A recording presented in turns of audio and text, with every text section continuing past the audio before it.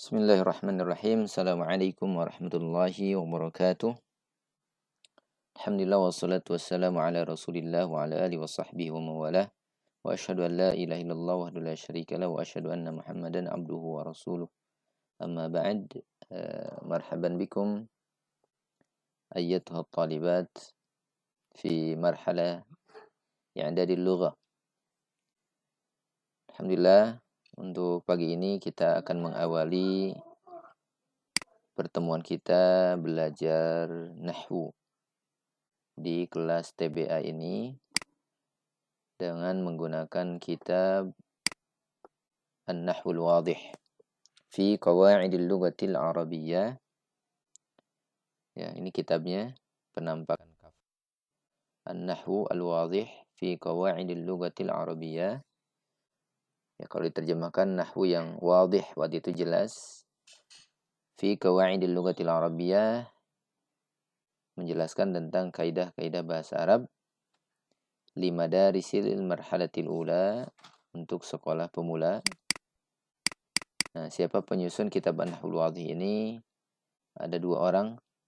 Pertama yang bernama Ali Al-Jarim, kemudian Mustafa Amin. Ya, kita kenal dulu kitabnya.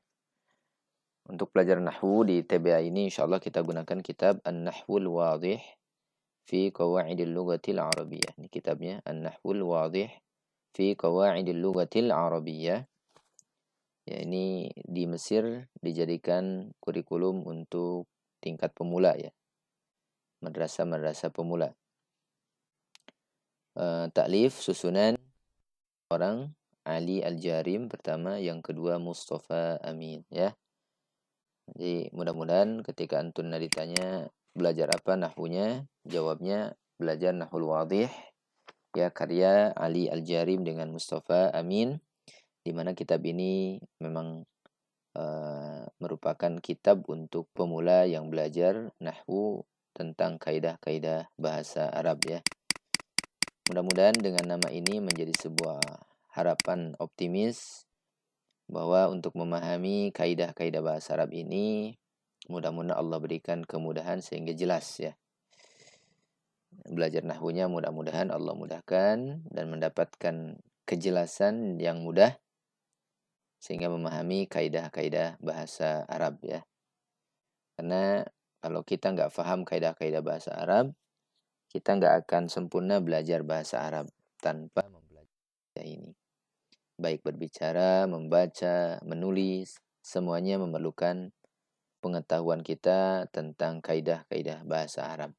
Nah, mudah-mudahan salah satunya dengan kitab An-Nahwul Wadih ini, ya Allah berikan kita kemudahan. Bismillah, kita mulai untuk pertama kali ini dengan Al-Juz'ul Awwal ya. Al-Juz'u Al-Awwal. Jilid yang pertama. Taib, ayat wa talibat, anak-anak santri sekalian, rahimani wa rahimakumullah. Ya, di muqaddimah atau di pendahuluan yang sudah pernah disampaikan bahwa objek bahasa nahwu itu bukan satuan kata ya. Kita belajar nahwu itu bukan belajar satuan kata. Tapi bicara tentang nahwu itu bagaimana merangkai kata menjadi sebuah kalimat.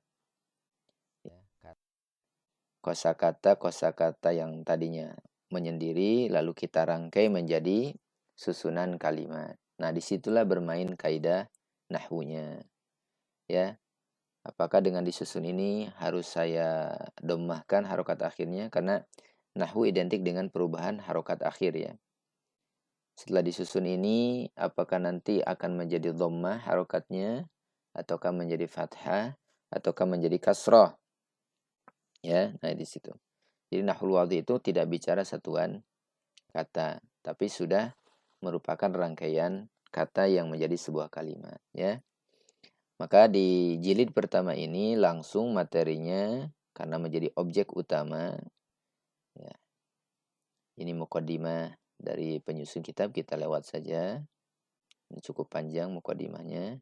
Ini petunjuk pengajaran kitab ini. Nah, ini judul yang pertama. Diawali dengan kalimat atau bahasa kitab ini al-jumlatul mufidah. Al-jumlah, nah, bedakan istilah dalam bahasa Arab dan bahasa Indonesia ya. Tapi perhatikan, ya, kalau perlu ada catatan dicatat. Al-jumlah dalam bahasa kita inilah kalimat. Ya, al-jumlah dalam bahasa Arab nahwu, dalam bahasa Indonesia adalah kalimat yang merupakan susunan kata ya. Jadi jumlah ini terjemah bahasa Indonesianya kalimat. Kalimat adalah susunan kata ya. Al-mufidah. Al-mufidah itu kalau kita terjemahkan yang memberi makna yang sempurna ya. Al-mufidah kalimat yang memberi makna sempurna. Atau dengan bahasa sederhananya al-jumlatul mufidah itu kalimat sempurna. Apa arti sempurna? Perhatikan ya, apa arti mufidah yang diterjemahkan tadi sempurna? Maknanya sempurna. Satu, orang yang mendengar kalimat yang kita ucapkan itu memahami makna dari apa yang kita sampaikan ya. Jadi maknanya jelas. Apa mau kita ketika kita ngobrol itu jelas. Orang yang mendengarnya paham. Yang kedua, yang mendengar tersebut tidak lagi menunggu kalimat lainnya supaya sempurna. Jadi cukup sekali dengar, jika kalimat itu sudah sempurna, yang dengar itu sudah langsung paham. Ya, dia tidak perlu lagi nunggu-nunggu tambahan kalimat berikutnya. Ya. Itu namanya al-mufidah. Jadi kalau kita ingin menyampaikan sesuatu akan dianggap sempurna, yang mendengar kalimat kita itu memahami maknanya. Sehingga dia tidak bertanya-tanya lagi atau tidak nunggu-nunggu kesempurnaan kalimat yang kita sampaikan. Itulah yang dinamakan al-jumlatul mufidah. Dan disinilah objek belajar nahwu. Ya, makanya langsung judul pertamanya apa? Al-jumlah. Karena objek bahasa nahwu itu kalimat bukan kata. Ya.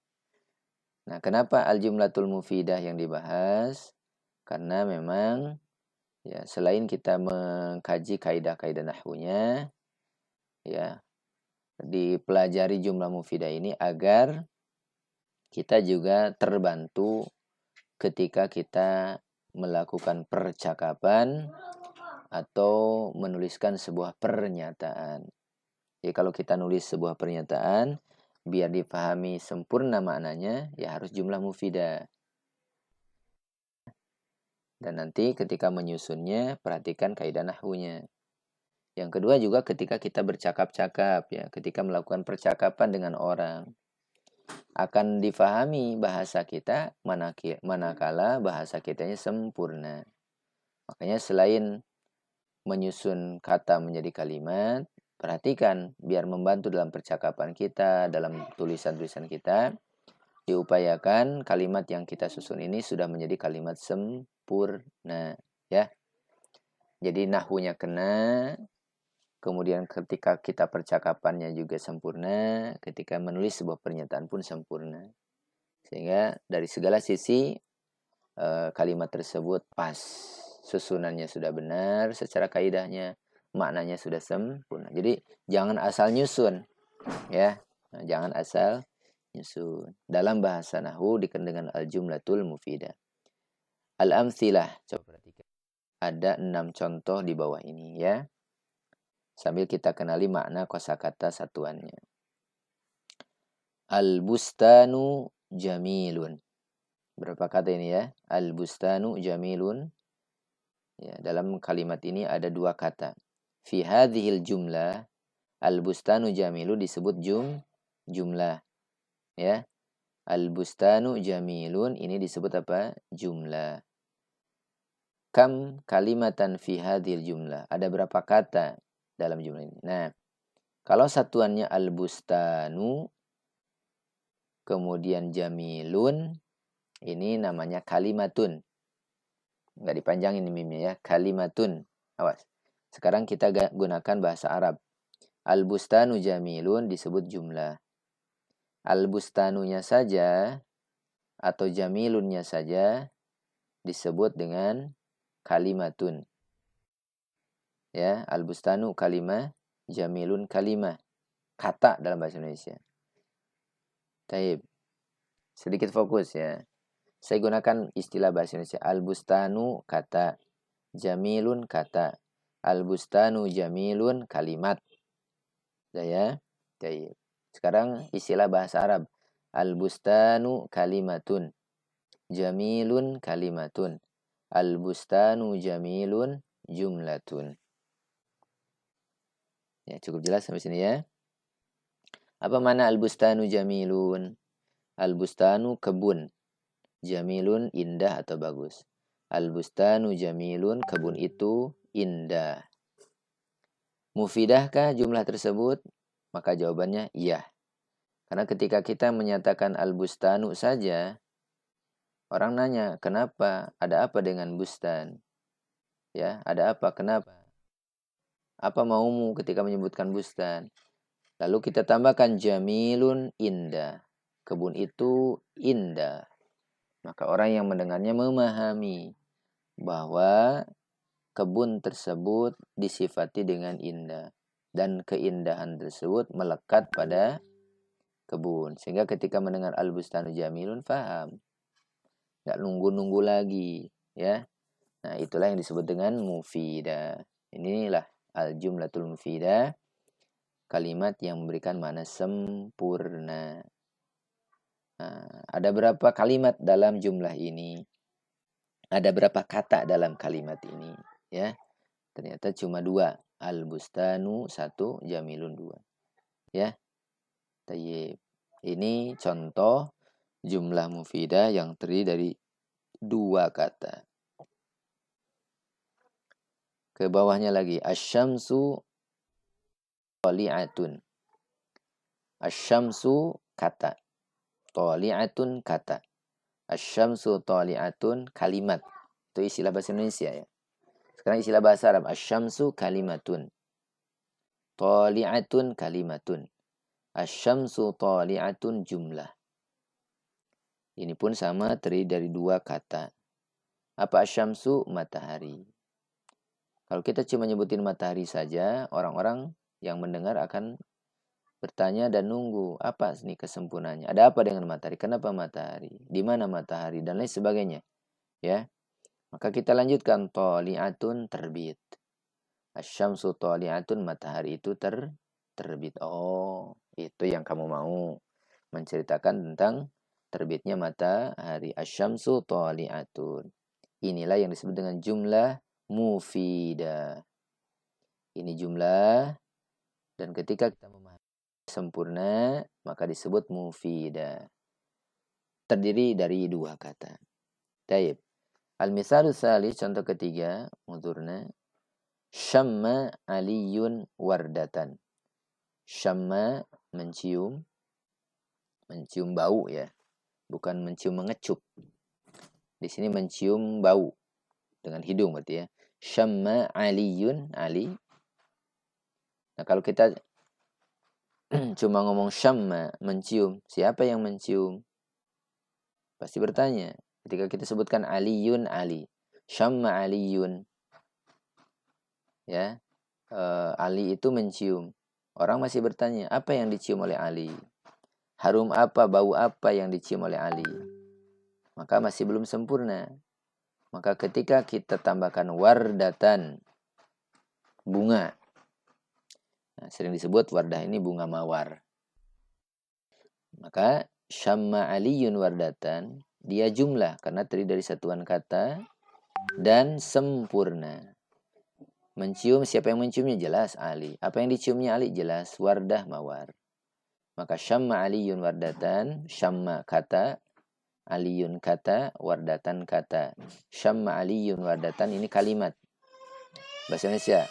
Sekarang bahasa Arabnya. Syamma kalimatun, aliyun kalimatun, wardatan kalimatun. Syamma aliyun wardatan jumlah. Bagaimana dengan makna yang terkandung dalam kalimat tersebut? Kalimatnya sempurna. Sehingga disebut dengan al-jumlatul mufidah.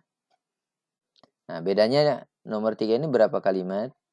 3 ya. Ini 2, 2. Nah, ini 3. Syamma, Aliyun, Wardatan. Itu contoh yang ketiga ya.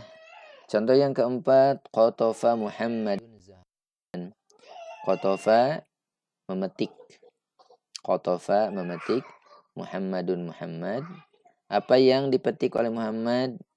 Nah, ya, kalau cuma qatafa Muhammadun orang masih nanya-nanya, berarti belum sempurna. Zahratan. Zahratan itu bunga. Bunga apa saja disebut zahra. Qatafa Muhammadun zahratan. Muhammad memetik bunga. Sempurnalah maknanya. Sehingga disebut dengan jumlah mufidah ya. Kam? Salasa. Qatafa Muhammadun zahratan. Yang kelima, ya'ishu samaku fil ma. Ya'ishu hidup. Ya'ishu hidup. As-samaku ikan, fil ma'i di dalam air. Ya'ishu satu kata, as-samaku dua kata, fi satu kata, al-ma'i satu kata. Berarti ini berapa? 4 kata. Kalimat, kalimat, kalimat, kalimat. Berarti arba'u kalimatin. Ada 4 kata, 4 kalimat. Ya'ishu as-samaku fil ma'i ini jumlah. Mufidahkah? Nah, coba lihat ya. Ikan itu hidup di dalam air. Sempurna tidak? Sempurna. Maka ini disebut jumlah mufidah juga. Kemudian yaksurun nakhilu fi iqlimi Misra. Ya. Yaksur itu banyak. Yaksur banyak. Nakhil. Nakhil itu pohon kurma. Fi iqlim di area di daerah Misra, Mesir. Jadi banyak pohon kurma di daerah Mesir. Jadi banyak perkebunan kurma di daerah Mesir ya. Sudah? Nah, ini paling banyak nih, yaksuru 1, 2, 4, 5. Ya, susunan yang 5 ini memberikan makna yang sempurna. Bahwa kita memahami dari kalimat ini penjelasan tentang banyaknya pohon kurma di negeri Mesir ya. Di daerah Mesir. Banyak pohon kurma di daerah Mesir. Ini kalimat sempurna ya. Disilakan apa dengan jumlah al-mufidah. Nah, kenapa dibahas di awal ini? Karena disinilah objeknya nahwu nanti ya. Taib. Sebelum kenapa ini objek nahwu? Taib. Jumlah mufidah kalau kita perhatikan dari awal sampai nomor 6, kita tidak menemukan jumlah mufidah yang hanya satu kata. Ya. Ingat, jumlah itu satuan kata ya, susunan bukan satuan kata, susunan kata-kata. Namanya susunan tidak mungkin satu gitu ya. Nah, di sini diberikan contoh minimal disebut jumlah itu ketika dia 2 kata minimal. Dan maksimalnya berapa tergantung ya kalimatnya. Pokoknya seberapa kalimat itu biar memberikan makna sempurna. Tapi minimal 2 kata. Jadi tidak ada yang lebih sedikit dari 2 kata disebut jumlah itu. Jadi jumlah minimal 2 kata ya. Sudah? Ada 3, 4, dan 5. Ini divariasikan. Tapi yang menjadi catatannya minimal ya. Sebuah kalimat itu jadi sebuah jumlah itu 2 kata. Apakah harus 2 kata sudah dikatakan jumlah mufidah? Belum tentu. Ya, kalau jumlah mufidah bisa jadi 2 kata atau lebih dari 2 kata tergantung sampai mana kalimat itu biar sempurna maknanya ya. Tapi disebut jumlah itu minimal 2 kata. Ya. Nah, ini. Nah, lalu apa kaitannya dengan nahwu? Kenapa harus jumlah? Nah, di sini lihat nahwunya. Al-bustanu. Nah, nanti kenapa ini nu? Nanti bakal antuna pelajari. Kenapa enggak al-bustana? Kenapa enggak al-bustani? Ini juga kenapa jamilun, enggak jamilan, enggak jamilin. Nah, nanti bakal dipelajari di pelajaran berikutnya. Sekarang di mukodimahi dulu bahwa inilah objek bahasan nahwu. Objek bahasan nahwu itu harus jumlah. Dan diupayakan jumlahnya mufidah biar semua sisi bahasanya kena. Ngomongnya tepat, percakapannya juga benar, kalau tulisan pernyataannya juga benar, sempurna. Ya.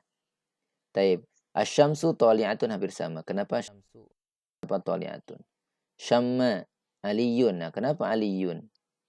Nah, di sini kenapa wardatan? Enggak wardatun seperti Ali. Kenapa harus wardatan? Itu nahwunya di situ. Ya. Qatafa Muhammadun zahratan hampir sama dengan nomor 3. Kenapa Muhammadun dan kenapa zahratan? Ya'ishus samaku fil ma'i. Nah, kenapa fil ma'i? Enggak fil ma'u, enggak fil ma'a. Ya. Yaksurun nakhilu fi iqlimi Misra. Nah, kenapa Misra? Kenapa iqlimi? Kenapa nakhilu? Ya, dan selanjutnya itu bahasa nahwunya, ya. Nah, itu kaitannya.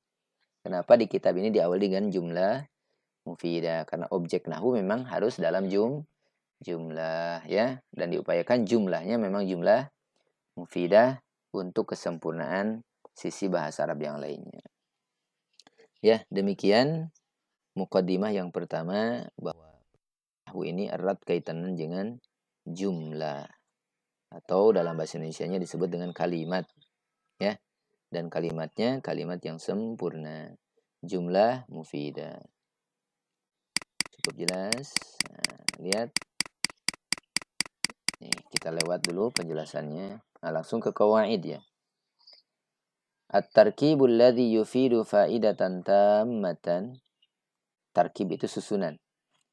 Susunan yang memberikan at-tarkib susunan kata yang yufidu faidatan tammatan. Yufidu memberikan faidatan tammatan, arti yang sempurna, makna yang sempurna. Susunan kata yang memberikan makna yang sempurna yusamma dinamakan jumlatan mufidatan. Nah, jadi susunan kata yang sudah memberi arti yang sempurna disebut dengan jumlah mufidah. Tadi di judul ya. Jadi apa itu jumlah mufidah? Susunan kata yang memberikan makna yang sempurna. Itu disebut jumlah mufidah. Wa yusamma aydan kalaman. Juga wa yusamma dan dinamai aydan juga kalaman kalam. Jadi selain jumlah mufidah istilahnya disebut juga kalam.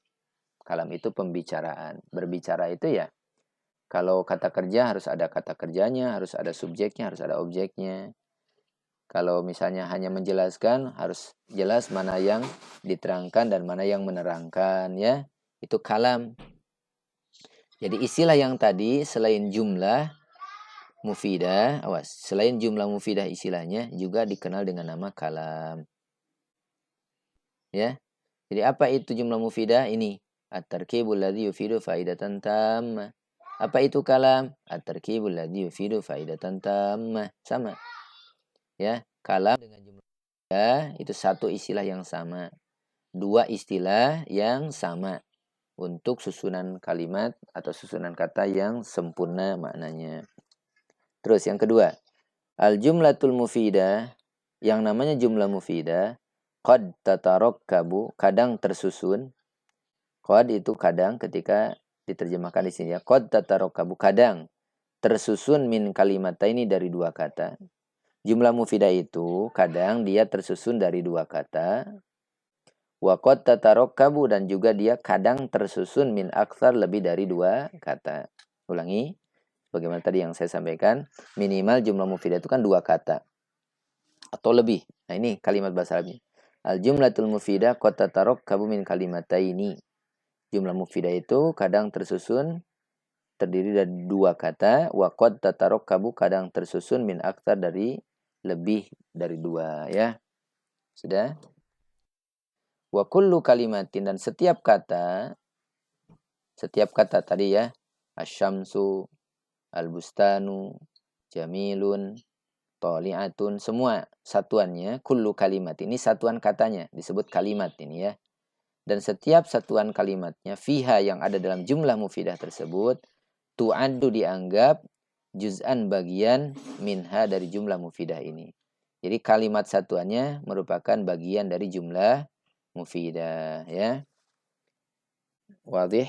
Nah, mudah-mudahan cukup difahami. Nanti tugasnya antuna simak sempurna, kemudian diulang dan diulang lagi ya.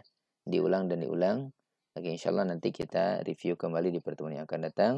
Demikian wasallallahu Muhammadin wa ala alihi wasallam walhamdulillahirabbil alamin. Assalamualaikum warahmatullahi wabarakatuh.